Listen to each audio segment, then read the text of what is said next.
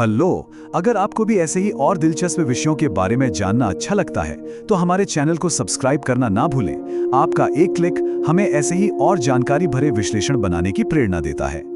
भगवत गीता, इसमें न जाने कितने ही रहस्य छुपे हैं, पर एक सवाल है जो हमेशा से मन में उठता रहा है। वो ये कि ईश्वर से जुड़ने का यानी भक्ति का सही रास्ता आखिर है क्या? तो चलिए आज गीता की मदद से इसी सवाल का जवाब ढूंढते हैं। तो वो सवाल है, भक्ति का सही मार्ग क्या है? देखिए, ये सिर्फ कोई धार्मिक सवाल नहीं है। ये तो अपने होने का मतलब ढूंढने की एक कोशिश है, एक ऐसी खोज जो हम सबके अंदर कहीं ना कहीं चलती रहती है। और पता है, इस सवाल की सबसे खास बात क्या है? ये शाश्वत है। मतलब ये समय या किसी कल्चर से बंधा नहीं है। ये हर उस इंसान के मन में उठता है जो अपनी जिंदगी में कुछ गहरा, कुछ और सार्थक ढूंढ रहा है। असल में ये सब एक जुड़ाव की ही तो खोज है ना? हम सब चाहते हैं कि हमारी जिंदगी का कोई मतलब हो, हम किसी बड़ी चीज से, किसी शक्ति से कनेक्टेड महसूस करें। और भक्ति बस उसी प्यास को बुझाने का एक रास्ता है। तो फिर इस बड़ी खोज के बारे में भगवत गीता क्या कहती है? देखिए, गीता हमें एक बहुत ही खूबसूरत और सीधा रास्ता बताती है और उसे कहते हैं भक्ति योग। चलिए जरा समझते हैं कि ये आखिर है क्या। तो भक्ति योग का जो कोर है, जो दिल है, वो है भक्ति।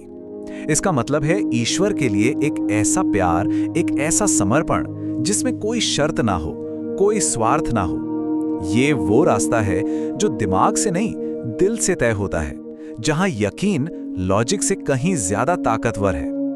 और इस बात को भगवान कृष्ण ने कितने खूबसूरत तरीके से समझाया है। वो कहते हैं, जो कोई भी मुझे प्रेम से एक पत्ता, एक फूल, फल या जल अर्पित करता है, मैं उसे स्वीकार करता हूं। सोचिए, इससे साफ पता चलता है कि भक्ति में चीजों की कीमत नहीं, बल्कि चढ़ाने वाले के भाव देखे जाते हैं, उसकी नीयत देखी जाती है। ठीक है, तो भक्ति का रास्ता तो समझ आ गया, पर इस रास्ते पर चलने वाले यानी एक सच्चे भक्त में कौन से गुण होने चाहिए? गीता इसके बारे में भी हमें बताती है। देखिए, गीता के हिसाब से एक सच्चा भक्त सुख और दुख दोनों में एक जैसा रहता है। उसमें अहंकार नहीं होता।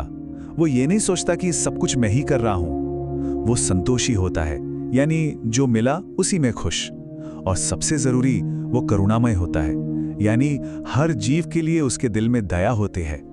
ये गुण भक्ति को सिर्फ पूजा पाठ तक नहीं रखते, बल्कि उसे जीने का एक तरीका बना देते हैं।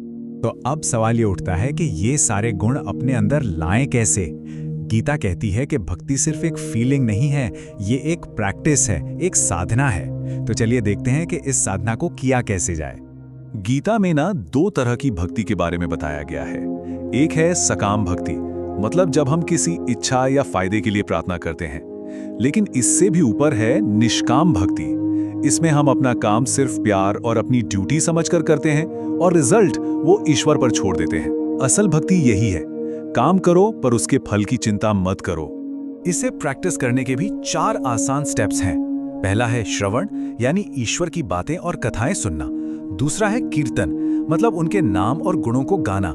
तीसरा स्मरण, यानी उन्हें हमेशा याद रखना। और आखिर में अर्पण, अपने हर काम को ईश्वर को समर्पित कर देना। ये चारों कदम मिलकर हमें पूरी तरह से ईश्वर से जोड़ देते हैं। लेकिन ये सब करने का आखिर मकसद क्या है? ये रास्ता, ये साधना हमें ले कहां जाती है? चलिए अब भक्ति के अल्टीमेट गोल को समझते हैं। और यहाँ गीता एक बहुत ही गहरी बात बताती है। भक्ति का असली लक्ष्य स्वर्ग या मोक्ष पाना नहीं है। नहीं, असली मंजिल है ईश्वर के साथ एक ऐसा प्यारा रिश्ता बनाना जो कभी ना टूटे, जो हमेशा के लिए हो।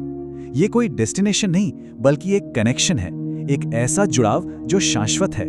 तो ये सब समझने के बाद एक सवाल हमारे लिए भी खड़ा होता है। सवाल ये है कि हमारी अपनी जिंदगी में भक्ति का क्या मतलब है, उसकी क्या जगह है? इस पर सोचिएगा जरूर। हमारे साथ जुड़ने के लिए धन्यवाद।